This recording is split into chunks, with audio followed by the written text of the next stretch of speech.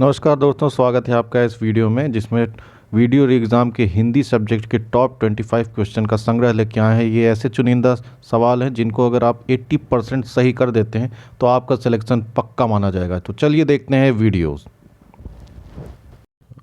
किस पंक्ति में अपन्नुति अलंकार है?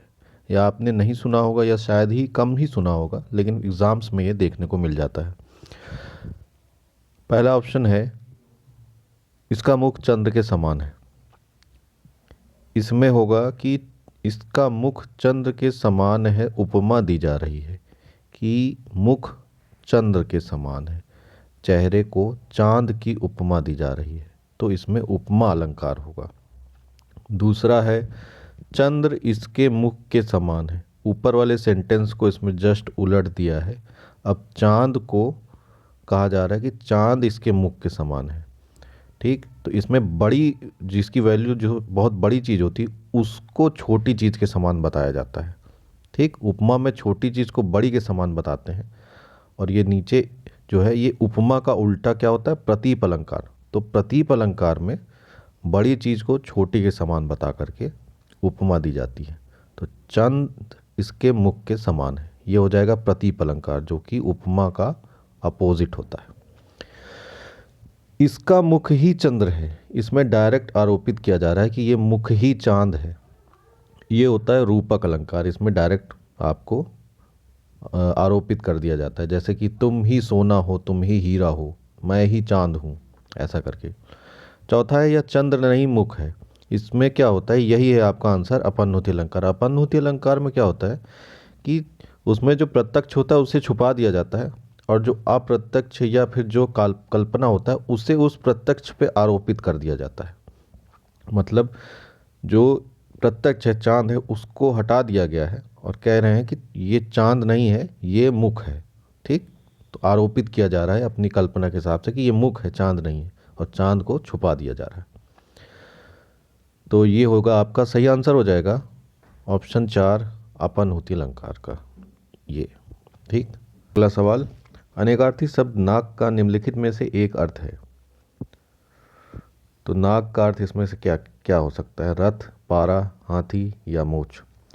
इसका अर्थ होगा हाथी।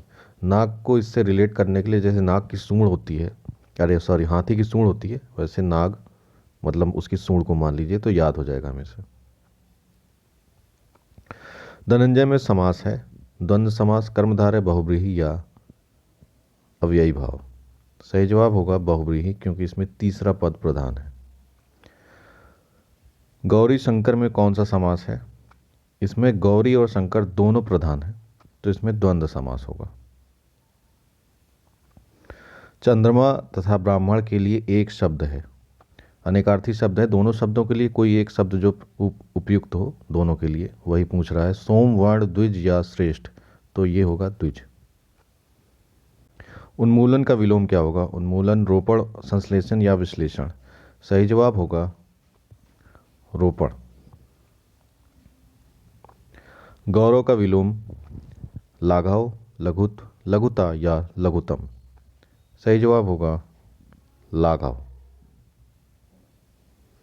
निम्नलिखित में से विशेष्य क्या है? विशेष्य वो होता है जिसकी विशेषता बताई जा सके।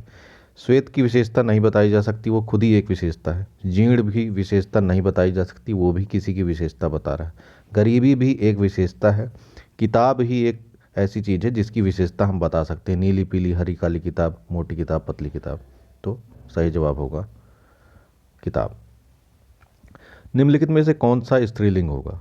स्त्रीलिंग और पुल्लिंग जानने के लिए उन शब्दों के आगे क्रिया लगाकर देखिए तो पता चल जाएगा। जैसे पक्षी उड़ता है, बाज उड़ता है, मकड़ी गिरी या मकड़ी जाला बना रही है। ठीक, ऐसा कुछ, गैंडा जा रहा है, तो इसमें मकड़ी है स्त्रीलिंग। इनमें से कौन सी बोली में ने का प्रयोग नहीं होता है? कौरवी, अवधी या हरियाणवी और मालवी। सही जवाब होगा अवधी। ये सब रटने वाले सवाल हैं कुछ, जैसे पिछला सवाल था, इसको रट सकते हैं आप। यदि सभी राज्य सरकारों को एक ही पत्र भेजा गया हो तो उसे क्या कहते हैं? आज्ञा पत्र, अधिसूचना, परिपत्र या सूचना। सही जवाब होगा परिपत्र। ये पत्र लेखन से संबंधित सवाल हैं, ये भी इम्पोर्टेंट है। हिंदी में प्रयोग होने वाले उर्दू शब्दों का बहुवचन बनाने के लिए प्रायः किस भाषा से प्रत्यय लगाए जाते हैं? तो हिंदी में जो उर्दू शब्द हैं उनका बहुवचन अगर बनाना हो तो किस भाषा का प्रत्यय उसमें लगा करके उसे बहुवचन बनाएंगे, ये पूछ रहा है। तो इसका सही जवाब होगा हिंदी। हिंदी के ही उसमें प्रत्यय लगा करके उसे बहुवचन बनाएंगे। निम्नलिखित शब्दों में कौन देशज शब्द है? देशज विदेशज जो आप जानते हो, जो रीजनल लैंग्वेज है जिसका उत्पादन हुआ हो उसे देशज कहते हैं, और जो बाहरी लैंग्वेज का यूज़ हुआ जिसमें उसे विदेशज कहते हैं। ये फटाफट होगा आपका देशज। पद्मावत महाकाव्य किस भाषा में लिखा गया है? राजस्थानी, ब्रिजभाषी, अवधी या खड़ी बोली? तो पद्मावत महाकाव्य है अवधी में। ये सब रटने वाले सवाल हैं और जो कि बहुत इंपॉर्टेंट भी हैं, अक्सर आपको एग्ज़ाम में देखने को मिलेंगे और यही मेरिट में अंतर लाते हैं। निम्नलिखित में से कौन सा पुल्लिंग है? आय, व्यय, नहर, लहर। अब देखिए स्त्रीलिंग पुल्लिंग में इसमें क्रिया लगा के देखेंगे। आय कम हो गई, व्यय हो गया मतलब खर्चा हो गया ना, नहर बह रही है, लहर आ रही है, तो इसमें आपका व्यय हो गया, पुल्लिंग है। क्या प्रिंटिंग मिस्टेक है। तो वह अगले साल आएगा, इसमें कौन सा कारक है? तो इस सेंटेंस को देखेंगे तो इसमें बता रहा है कि अगले साल आएगा मतलब एक साल के बाद आएगा, ठीक, नेक्स्ट ईयर आएगा, साल के बाद। तो के बाद का सीन इसमें आ रहा है, वो जो होता है अधिकरण में आता है, ठीक। सही जवाब होगा आपका अधिकरण। अधिकरण का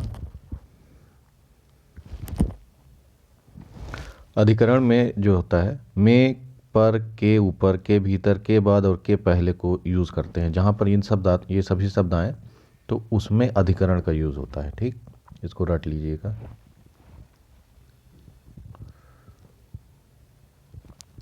वधू का बहुवचन क्या होगा? वधुएं, वधुओं, वधुएं या वधुएं? इसका सही जवाब होगा वधुएं। ये ऐसे सवाल हैं जो सभी को कंफ्यूज कर देते हैं और यहीं से अंतर आता है सिलेक्शन का या फिर नो रिजल्ट का। द्वा व पी का संधि विच्छेद होगा द्वा अपी, दव अपी, दव अयापी या इनमें से कोई नहीं। सही जवाब है दव अपी। हमें यथाशक्ति दान करना चाहिए। रेखांकित शब्द में समास को पहचानिए। तो इसमें पूछ रहा है, रेखा नहीं लगाई हमने, ये हो जाएगा यथाशक्ति। इसके बारे में पूछ रहा है कि इसमें समास क्या है। अव्ययी भाव समास, द्विगु, तत्पुरुष या बहुब्रीहि? सही जवाब होगा अव्ययी भाव समास। क्योंकि देखिए यथाशक्ति, कैसी शक्ति? यथाशक्ति मतलब शक्ति के अनुसार, जितनी शक्ति हो उतना दान करना चाहिए, ठीक। तो यथाशक्ति अव्ययी भाव समास होगा। इसमें प्रथम पद प्रधान होता है। भारतीय वृत्ति का संबंध किससे है? वीर, हास्य, अद्भुत या विभत्स? इसमें हो जाएगा अद्भुत रस। निम्नलिखित में से कौन सा समूह वाचक संज्ञा नहीं है? भाषा, कक्षा, भीड़ या दौड़? इसका सही जवाब होगा दौड़। निम्नलिखित में वर्तनी की दृष्टि से एक शब्द अशुद्ध है। अंतर्धान, अनुग्रहित, आध्यात्म या अधीन? इसमें पहले से टिक लगी हुई है तो ये होगा आध्यात्म। तो इसमें आध्यात्म नहीं होगा, छोटा आ होगा, अध्यात्म होगा, ठीक। अगला सवाल, निम्नलिखित में से अशुद्ध वर्तनी का चयन करें। चरमोत्कर्ष, हिरण्यकशिपु, पुनरुत्थान या परिच्छेद? जैसा कि देख रहे हैं शुद्ध अशुद्ध दोनों यहाँ लिख दिया है हमने, तो ये है अशुद्ध, इसका शुद्ध होगा ये। निम्नलिखित में तत्सम की दृष्टि से शुद्ध क्या है? शाटिका, रस्सी, रैन या सरसों? तत्सम मतलब संस्कृत की दृष्टि से शुद्ध, तो शाटिका होगा शुद्ध। गुणाकेश में संधि विच्छेद बताइए। गुणाकेश, गुणा के ईश, गुणा का ईश या गुण आकेश? सही जवाब हो जाएगा गुणा के ईश। इसी के साथ 25 प्रश्नों की ये सीरीज़ समाप्त होती है। ये सवाल हमने बड़ी मेहनत से चुन चुन करके लाए हुए हैं। उम्मीद करते हैं आपको पसंद आया होगा। पसंद आएगा तो हमारी मेहनत को सराहने के लिए प्लीज़ लाइक, शेयर और सब्सक्राइब कीजिए और दोस्तों के साथ भी शेयर कीजिए ताकि उन्हें भी इस सवालों का फ़ायदा मिल सके। आगे हम इस तरह के सवाल और भी लाते रहेंगे। तब तक के लिए नमस्कार।